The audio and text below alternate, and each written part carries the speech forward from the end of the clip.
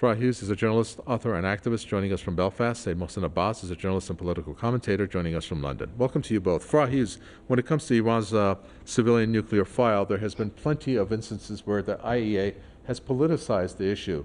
And one of them has been, at least one of them, has been the fact that this information has been leaked out. Therefore, it becomes politicized, whether it's to the US or the media or what have you. Why does the IAEA continue this behavior?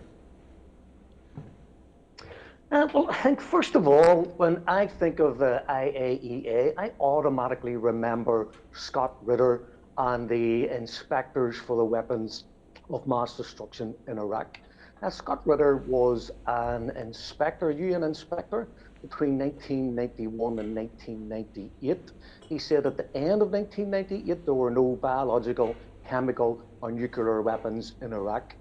Yet they went on to have the illegal war in 2003. Scott Ritter implies that intelligence services from Britain and the Netherlands and America and Germany and France were all potentially involved as conduits through the weapons inspectors.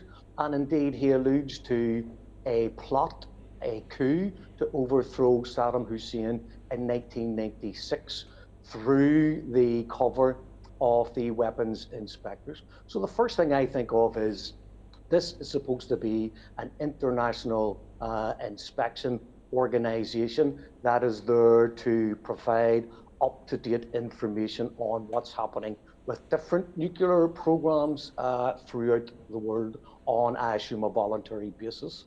They're only in Iran because of the sanctions, the illegal unilateral coercive measures that are being used to force Iran to allow these inspectors in. I think it's very important that we view with suspicion the IAEA. And also, if we look at international agreements from more recent years, if you look at the Minsk agreements, two of the guarantors for them were France and Germany. And Angela Merkel has admitted in public that they had no intention of honouring those agreements.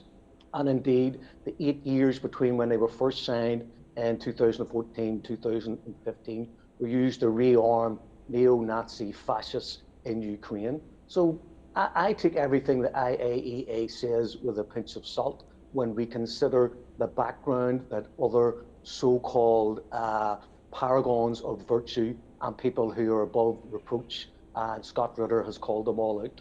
And I would look to Scott Ritter before I would look to the IAEA for truth and for just the truth about the matter in itself. Well, I guess there, Said Mohsen Abbas points to something that is and will probably forever maybe plague any agreement that is signed with the West, in particular a Western originating organization which is part of the UN, like the IAEA, or whether it's an agreement with the US and the E3, for example. And that is the fact that they may not abide by the agreement at some point, using any type of inroads where they deem that Iran is not fulfilling its obligations. Are we looking at when you take a look at that aspect of it, then why would there even be the effort made that Iran has made, in goodwill in many cases, to continue down this path of sanctions lifting talks with the West? I think Iran knows exactly what the game is that's being played against it.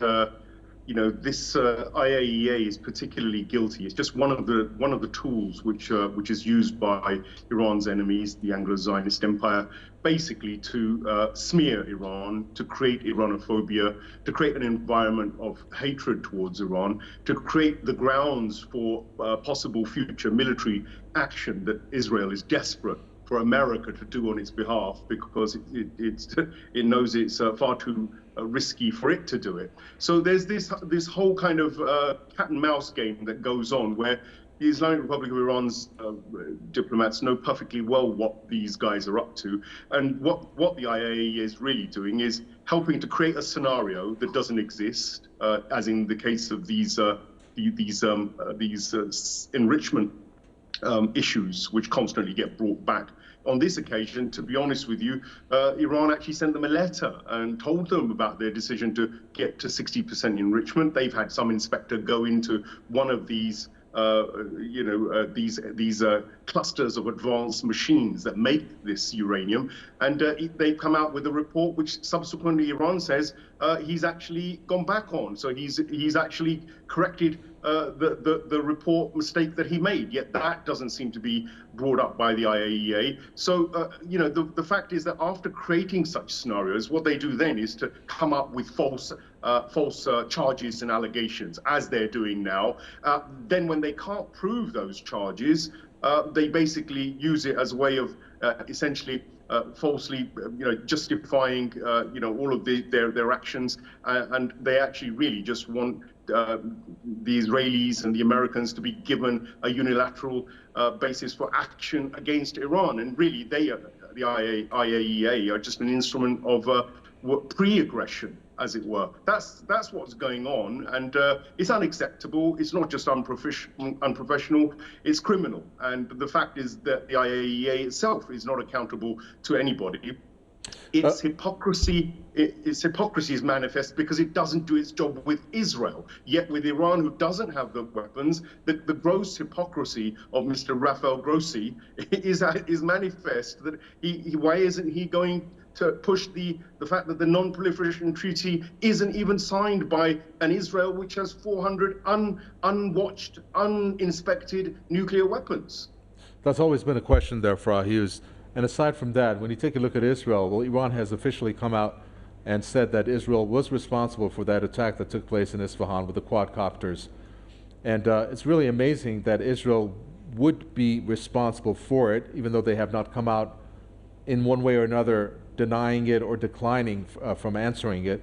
But they have alluded to the fact that they have been responsible, not just for that, but for other acts of sabotage when it comes to Iran and its nuclear facilities. How could it still have sway and influence when it is actually responsible for attacks against Iran? In terms of the influence, I'm talking about the IAEA and the US and other countries. Yes, Israel is obviously involved in an undeclared war with Iran. When you've had the recent riots and the murders of over, I think it was over 40 policemen and people who were involved in keeping the streets safe for the rest of the civilian population. They're going through the Iraqi Kurds. They are trying to destabilize Iran. They're trying to stop Iran reaching a threshold with both its nuclear and now its interballistic missile program. So it's been murdering nuclear physicists for years. I assume it's only a matter of time before they go after the people who are involved with the ballistic missiles because of the technology and the drones. But what we have is the UN. As I grew up, I thought the UN was this United Nations group that was there to kind of watch out for dictatorships, to watch out for and watch over indeed the oppressed people of the world. But the more you look at the UN, the more you find out how it operates, what it's done, who's in charge. You find out that the United Nations is probably involved in oppressing many populations throughout the world. They can have the resolutions, but with the Security Council, that America or indeed France or Britain or China or Russia can veto anything that comes through. It is an organization that doesn't have any teeth, but it is used to demonize countries and governments like Iran, like North Korea, like Syria, like Yemen. I think it's important that we all witness the double standards, that we all see how Israel is given political cover, not only by the United States of America, but by nearly every white European country, because Israel is a white European colonization within West Asia. And it's just a group of white elite people who probably have, 70 or 80% of the world's wealth in their bank accounts and in their offshore bank accounts, their tax havens. All right, and final question here, Said Mohsen Abbas. Iran's President Ibrahim Raisi, to mark the 44th anniversary, one of the things that he did was address foreign dignitaries in the capital, Tehran, today. And one of the things that he pointed to, of which Iran's leader has also pointed to, is the fact that the West, in particular the US and then EU, cumulatively have failed in their anti-Iran agenda, which was basically to have the government fail. And based on that, we're looking at perhaps the possibility, of which it has been said here and there, of them returning back to the so-called negotiating table. Do you think that there are inroads that, not inroads, but do you think that because of this failure, that we're looking at the sanctions lifting talk to take place and for it to achieve any results? I don't think the Western powers or the axis around the Zionist imperialist agenda has any intention of coming to an agreement that is of any reasonable, sensible, kind of balanced structure with Iran. I don't think they've had that from day dot.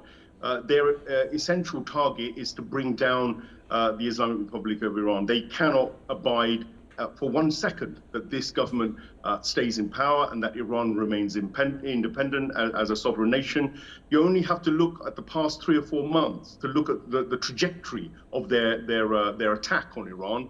The women's hijab issue, which bloated out of all proportion and turned into an entire propaganda campaign and a set of riots to try and overthrow the government. The whole unsubstantiated human rights abuse violations, which they keep throwing up in the media here and across the political circles. The propaganda now to disunite politicians and the Iranian public, to get the Iranian public to fight with each other, to almost say that, look, the Islamic government, the Republic of Iran's government, isn't negotiating with the Americans and the West, and it's their fault somehow, and so on and so on. Basically, the global Zionist mafia doesn't want Iran to be successful, and it doesn't want this project to succeed because it has a fundamental problem with usurious exercises, with plunder, with imperialism. It stands for the oppressed against the oppressors, and they cannot possibly allow the Islamic Republic of Iran to rest in peace. Thank you for that. Samuel Abbas, journalist and political commentator. Farah Hughes, journalist, author, and activist from Belfast. Thank you. And with that, we come to an end for this edition of the News Review.